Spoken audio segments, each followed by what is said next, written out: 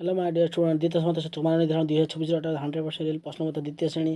তারপরে কালি মৌখিক পরীক্ষা আরম্ভ হচ্ছে, তো দ্বিতীয় শ্রেণীর 100% রিয়েল প্রশ্নপত্র কালকে পরীক্ষা দিয়ে এসেছে। আমার মতে কহিবনি তে প্রশ্ন পড়ିଛି କି ନାହିଁ।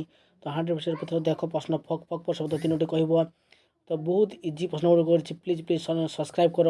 ମୋ ଚ୍ୟାନେଲଟି ନୂଆ ଖୋଲିଛି ତୁମମାନଙ୍କ ପାଇଁ, ଖାସ୍ ତୁମମାନଙ୍କ ପାଇଁ। ପ୍ଲିଜ୍ କେହି ଗୋଟେ ସବସ୍କ୍ରାଇବ୍ କରୁନ, ସବସ୍କ୍ରାଇବ୍ କର। ଲେଖାଛି ଫକ୍ ଫକ୍ ପୁରା ଶବ୍ଦ ଲେଖିବ, ଫକ୍ ଫକ୍ ଶବ୍ଦ ଢକ୍ ଢକ୍ କକ୍ କକ୍ ଫକ୍ ଫକ୍ ଢକ୍ ଢକ୍ ମକ୍ ମକ୍ ଲେଖିବ। ବାକ୍ୟଟି ଲେଖ। ଖରା ଦିନରେ ବିଛୁଆର ବ୍ୟବହାର କରାଯାଏ। ଆମେ କାର୍ତ୍ତିକ ପୂର୍ଣ୍ଣିମା ଡଙ୍ଗା ବସାଇଥାଉ। କୁମ୍ଭୀର ଉଭୟ ଅସ୍ତ୍ର ବାସ କରନ୍ତି, ଆମେ ଶାସନ କରିଥାଉ। ତ ପ୍ରଶ୍ନଟି ବହୁତ ଇଜି ଅଛି। ଲାଇକ୍ କରିବ, ସବସ୍କ୍ରାଇବ୍ କରି କମେଣ୍ଟ କରିବ।